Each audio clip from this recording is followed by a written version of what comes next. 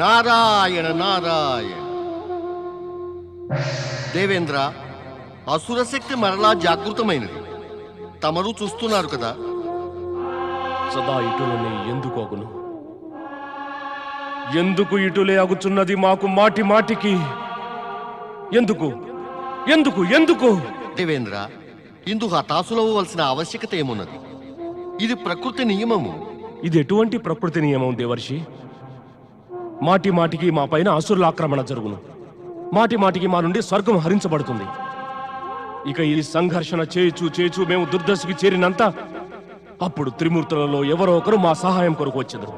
మేము విజయులమై మరలా స్వర్గం సంప్రాప్తించుకోగలుగుతాం. కానీ అటు పిమ్మట మరణించినట్టి అసురులలో వారి ఒక అంశయో ఒక వంశజుడో మరలా తల ఎత్తి మాకు ఎంతో కష్టకారణంగా తయారగును, అకారణంగా రెచ్చగొట్టెదరు. ఎందుకు ఇట్లు జరుగును దేవర్షి? ఎందుకు? ఇది ప్రకృతి యొక్క ఎట్టి నియమం దేవర్షి. ఉద్రేకమును అదుపుయందుంచుకోండి దేవేంద్ర. ఉద్రేకమునందు సత్యము తమరి యొక్క వాక్కు నుండి బయల్పడుతున్నది. తమరు విధి విధానమును ఆ ప్రకృతి నియమములనే ప్రశ్నించేటి సాహసము చేయుచున్నారు. నారాయణ నారాయణ. తమరు ఏమనుకుంటున్నారు? ప్రకృతి తమరికి అన్యాయము చేయుచున్నదనియా? ఇంకా తమరేమనుకుంటున్నారు? తమరితో అవినీతి వ్యవహారము జరుగుతున్నది అనియా? ఇదేగా తమరు అనుకుంటున్నది? అటులే అగుచున్నది దేవర్షి, అటులే అగుచున్నది. మా ఎడల న్యాయముగా నీతిగా ఏమీ జరుగుటలేదు. అన్యాయము అవినీతులతో వ్యవహరించని వారికి న్యాయము నీతుల గురించి మాట్లాడే అధికారముండునా? అన్యాయము అవినీతి ఇవన్నీ మేము చేసినామా? అవును. ఇది ఏ కారణమీ జగతి యందున్న శాంతికి దేవేంద్ర. సర్వము చేసేది వారికి ఇది అంతయు చేసినది వారేనని స్మరణకి కూడా ఉండదు. నారాయణ నారాయణ. అన్ని సమయముల యందును ఋషులు మునులు తాపసుల తపస్సుకి తమరు భయభీతులయ్యి తమరు వారికి కష్టము కలిగించలేదా? వారి తపస్సుకి భంగము కలిగించుటకు తమరు ప్రయత్నము చేయలేదా?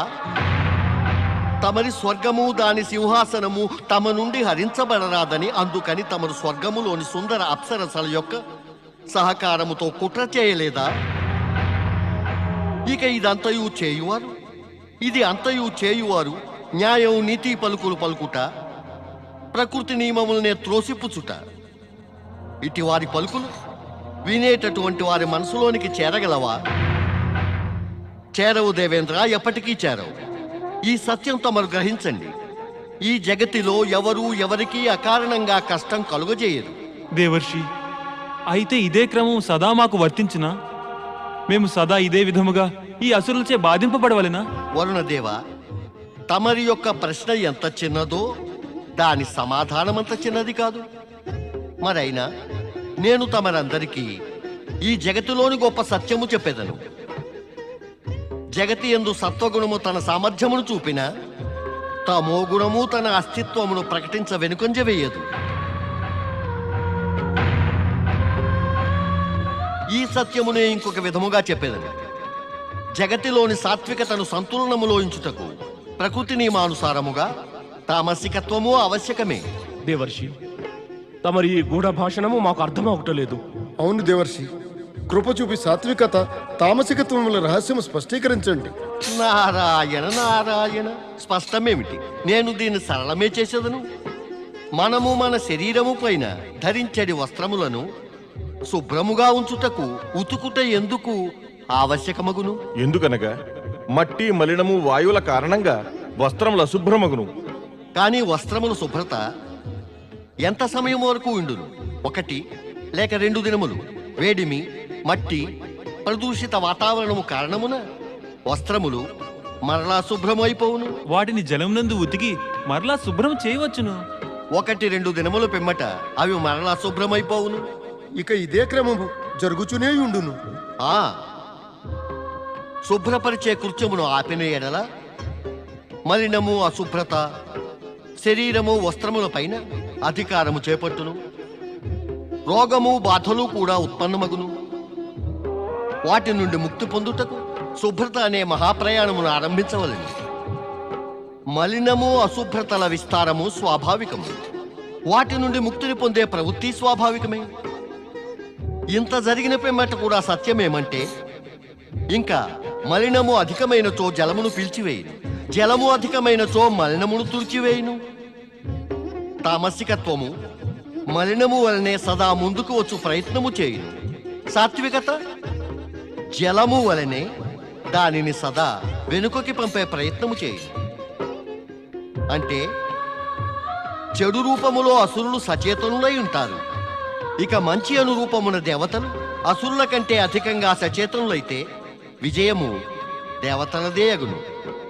అదే దుర్బలులైతే విజయము అసురులదే అగును. ప్రస్తుత పరిస్థితి కూడా అటులే మారుతూ వచ్చుతున్నది. జగతి యందు సాత్వికతను స్థిరముగా ఎంచుటకు సాత్విక వర్తన కలవారు బుద్ధిని సహాయముగా తీసుకుని సంఘర్షణ పడవలసినదే దేవేంద్ర. దేవర్షి, తమరు బుద్ధి సహాయమును తీసుకొనమని ఉపదేశించినారు. అంటే మేము శ్రీ గణేశుణ్ణి ప్రసన్నులను చేసుకొనవలే.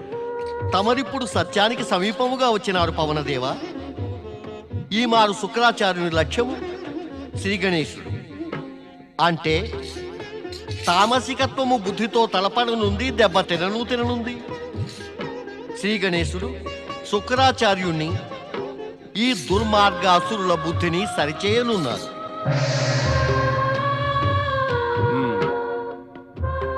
నిష్కర్షగా నిర్ధారించబడినది.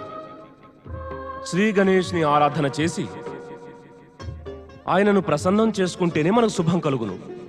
దేవర్షి నారదుని సంకేతం కూడా ఇదియే.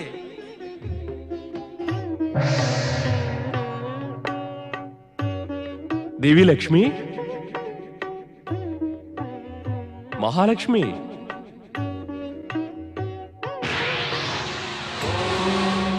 గం గణపతే నమః. ఓం గం గణపతే నమః. ఓం గం గణపతే నమః. ఓం గం గణపతే నమః. ఓం గం గణపతే నమః. ఓం గం గణపతే నమః. ఓం గం గణపతే నమః. ఓం గం గణపతే నమః. ఓం గం గణపతే నమః.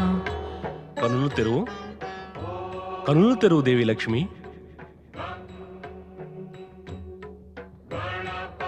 వైకుంఠము నుండి శ్రీ గణేష్ని ఆరాధించుటకు ఇచ్చటకు వచ్చే ముందు మమ్ము అడిగి ఉండవలసినది దేవి.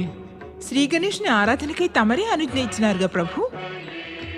మరలా అడగవలసిన అవసరమేమున్నది? ఓం గం గణపతయే నమః. ఓం గం గణపతయే నమః. ఓం గం గణపతయే నమః. నారాయణ నారాయణ.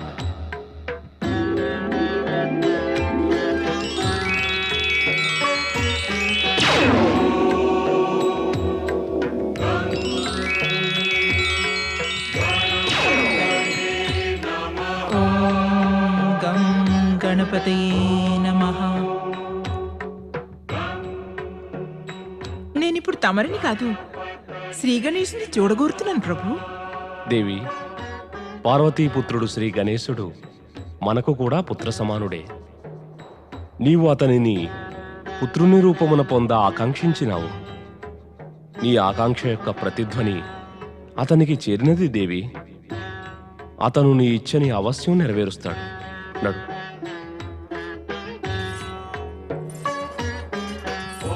నిజమే చెబుతున్నారా స్వామి? దేవి, నీ స్వామిపై నీకు విశ్వాసము లేదా? అట్లు విచిత్రముగా ప్రశ్నించకండి. నా స్వామి జగతికే పాలకులు. వారిని మించి ఇంకెవరిని విశ్వసించగలను?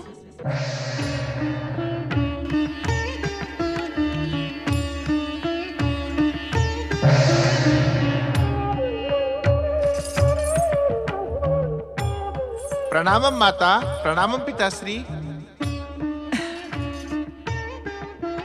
శ్రీ గణేశ, మాత కావాలన్న నా మనోవాంఛను నీవు నెరవేర్చినవు. అందుచే నీవు గణేశుని కన్నా ఎక్కువగా పూర్ణానందుడివి. నిన్ను పూర్ణానందుడనియే పిలిచెదను. మాత, తమరికి నా నామముతోనే అంత ఆనందము కలిగినా ఈ నామమును తమరు అవశ్యం పెట్టండి. సత్యమేమంటే తమరిని మాత రూపమున పొంది నేను పూర్ణానందమును అనుభవిస్తున్నాను.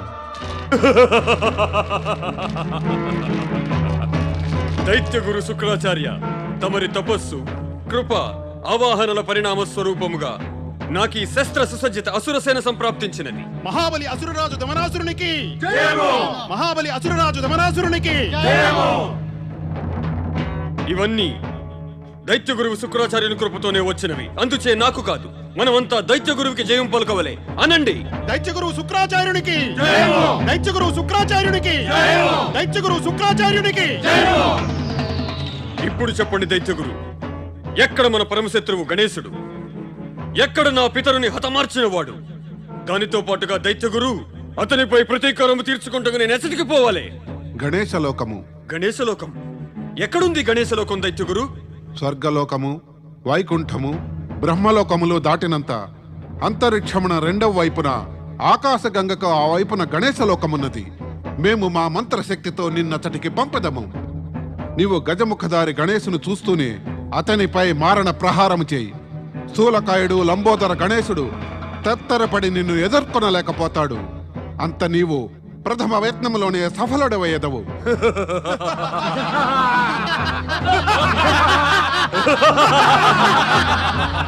వెళ్ళు దమనాసుర, ఆకాశ మార్గమున శీఘ్రమే గణేశలోకము చేరుకో. నీ పితృ సంహారకుడిని సంహరించు. దైత్య గురువు శుక్రాచార్యునికి, మహాబలి దమనాసురునికి.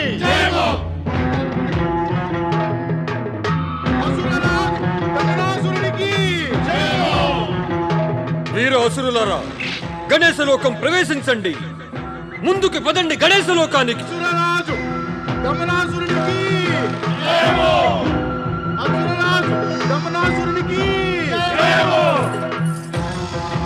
ముందుకి పదండి గణేశలోకానికి. జై శ్రీ గణేశ. జై శ్రీ గణేశ.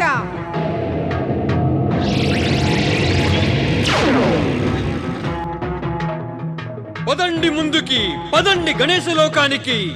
ప్రళయ భీభత్సాన్ని సృష్టించండి, అస్తవ్యస్తం చేయండి, సర్వనాశనం చేయండి. జై శ్రీ గణేశ, జై శ్రీ గణేశ.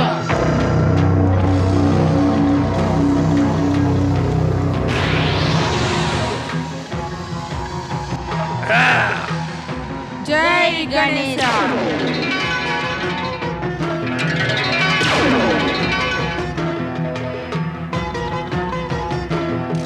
వీర సైనికులారా, తొలగించండి ఈ అడ్డుని.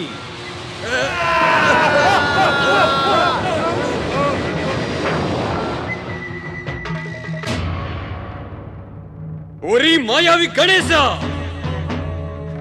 ఎసట దాగియున్నావు నీవు? బయటకురా! దమనాసురా, నీవు కనుక శ్రీ గణేశునితో శత్రుత్వముతో గణేశలోకములో ప్రవేశించ ప్రయత్నిస్తే నీవిప్పుడే ఇదే సమయాన నాశనమయ్యదవు. లేదు, నేనిచ్చటకి నా పితరుని హత్యకి ప్రతీకారము తీర్చుకొని వచ్చినాను. ఓరి నా పితృహంతకుడా, ఎసట దాగియున్నావు నీవు? బయటకురా! అరిచిదవంటే శ్రీ గణేశులు క్రోధితులగుదురు. ప్రసన్న భావంతో పిలిచినంత దర్శనమిచ్చెదరు. వద్దు, మాకు దర్శనమక్కరలేదు. మా ధ్యేయము గణేశుని మృత్యువు. నేను నా పితరుని మృత్యువుకి ప్రతీకారము తీర్చుకొనవలే. చెప్పు, ఎక్కడా గణేశుడు? శ్రీ గణేశులు ఎక్కడ ఉన్నను వారి శక్తి మా వెంట ఉన్నది. ఇంకా ఆయన శక్తిని ఎవరు ఎన్నడూ ఎదిరించనేలేరు. వెళ్ళు, వెళ్ళిపో. నీ ప్రాణములపై గనక నీకు ఆశ ఉంటే శీఘ్రమే ఈ చెడు నుండి వెళ్ళిపో. వీరువులు వెనుతిరిగెదరు, ఇంక వీరులు ఆక్రమణ చేసెదరు. ఆక్రమించండి!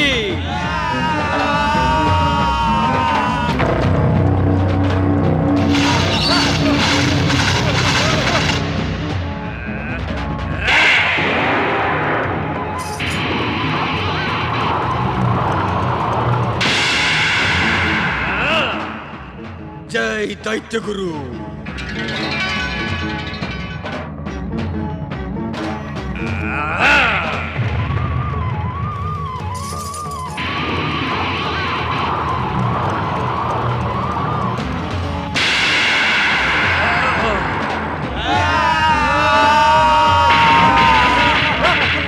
జై దైత్యగురు.